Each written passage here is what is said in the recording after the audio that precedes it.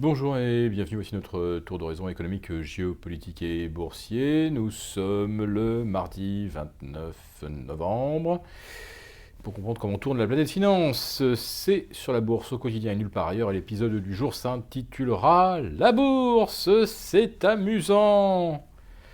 Ouais, ça fait maintenant 11 séances que le CAC 40 oscille entre 4550 et 4500. Et par excès, 4570, 20 points de mieux, ou 4480, 20 points de moins. Ça ne dure rarement plus d'un quart d'heure. Marché donc totalement gelé, en mode pause, depuis l'élection de Donald Trump, pendant que les indices américains s'échappaient à la hausse. Mais hier, lundi, le Russell 2000 a par exemple mis fin à une série de 15 hausses consécutives. Il n'y en a pas eu donc de 16e.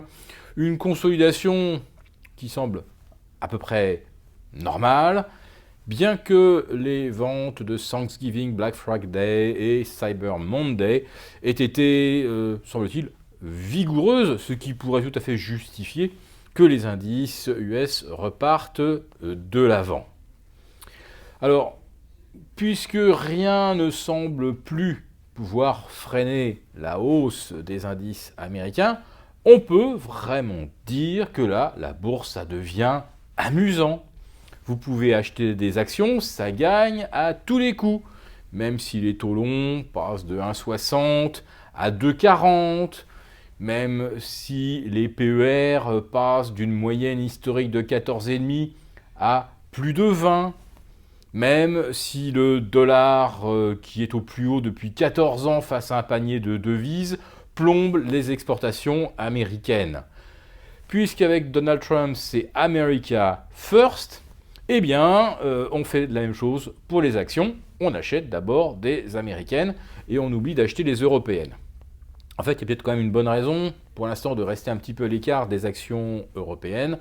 Eh bien, c'est le référendum constitutionnel qui se déroule en Espagne dimanche, 4 décembre, et qui pourrait se solder par un vote sanction contre Matteo Renzi. Et au travers de Matteo Renzi, c'est surtout un vote sanction contre la grosse machinerie européenne qui ne laisse d'ailleurs guère d'espoir de rebond à l'Italie. Si M. Matteo Renzi est entre guillemets censuré, alors cela signifie que la première force politique du pays, c'est le mouvement 5 étoiles. Et les 5 étoiles, c'est l'euroscepticisme des partisans du Brexit, de Nigel Farage par exemple. C'est ce type d'euroscepticisme, mais à la puissance 10, parce que ça fait quand même 8 ans que les Italiens, ils en bavent avec le chômage, l'absence de croissance, avec des impôts qui ont explosé dans tous les sens, à tel point d'ailleurs que vous ne voyez même plus circuler une Ferrari en Italie, puisque tout signe ostentatoire, toute marque de richesse est lourdement taxé. L'Italie, on en parle assez peu finalement, mais c'est peut-être vraiment, comme on dit, l'homme malade de l'Europe. Et avec un encours de créances douteuses qui représente 17% de toutes les dettes financées par les banques, on voit bien qu'il n'y a pas d'autre solution qu'un bail-in désormais, c'est-à-dire en fait la restructuration des dettes italiennes par conversion de ce qui est aujourd'hui une créance, eh bien, en action, une action qui évidemment ne vaut rien. L'Italie donc est vraiment au bord du gouffre. Et il a fallu ce référendum du 4 décembre pour qu'on se rende compte que quelque chose pouvait se mettre à dérailler. Et oui, parce que s'il y avait la continuité politique en Italie, on aurait continué de faire comme si les problèmes n'existent pas et qu'on ne les traite pas. Les dettes ne sont pas faites pour être remboursées. Alors finalement, qu'il y ait un encours de 17% de dettes irrécupérables ou 21% comme en Irlande, finalement, quelle importance puisque les dettes, ça ne se rembourse pas. Sauf si à un moment, on se dit, qu'est-ce qu'on fait ? Et ce moment va donc arriver le week-end prochain. Et là, la bourse, ça risque d'être beaucoup moins amusant. Ou alors, énorme surprise, nouvelle foirade des sondeurs, le oui que souhaite Matteo Renzi l'emporte, et à ce moment-là, eh bien, on verra les places européennes peut-être rattraper une partie de leur retard sur les places américaines, ce qui signifie un potentiel de hausse d'au moins 5%, que ce soit pour Milan, la bourse de Paris, Francfort, etc. Si en revanche, c'est le non qui l'emporte, eh bien, le potentiel de repli pourrait être, lui, de 5%. Pour la seule cause, donc, de l'incertitude politique et économique italienne. Mais si vous ajoutez à cela l'entame d'une consolidation à Wall Street, après une hausse échevelée dont on a très bien compris qu'elle a été complètement orchestrée par les Sherpas de Wall Street, qui ont essayé de véhiculer le message comme quoi les actions, ça ne baisse jamais. En fait, c'était simplement des canaux de sauvetage mis à la mer pour permettre à ceux qui avaient joué Hillary Clinton de gagner autant que si effectivement elle avait remporté les élections, alors que c'était évidemment celui que Wall Street redoutait qui prenait les rênes du pays.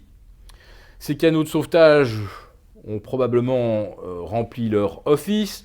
Tout le monde doit être maintenant monté à bord. Alors quel intérêt de maintenir les indices US en lévitation une semaine de plus?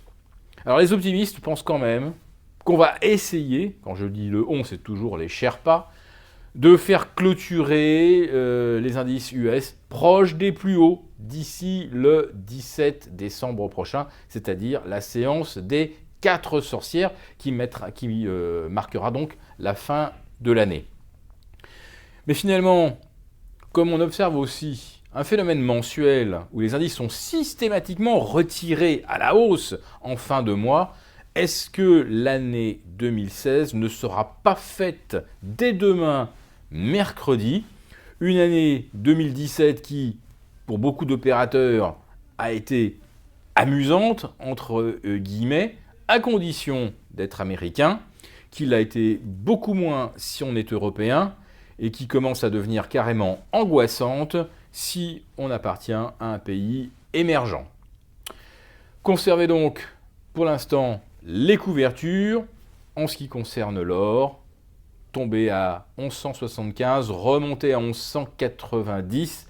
Pour l'instant, il est bien difficile de savoir s'il peut continuer de chuter jusque vers 1150 ou si au contraire, il s'agit simplement d'un bear trap, d'un accident en dessous des 1210, ce qui confirmerait ensuite un potentiel de rebond en direction des 1300. Donc sur l'or, pour l'instant, nous sommes très incertains du scénario.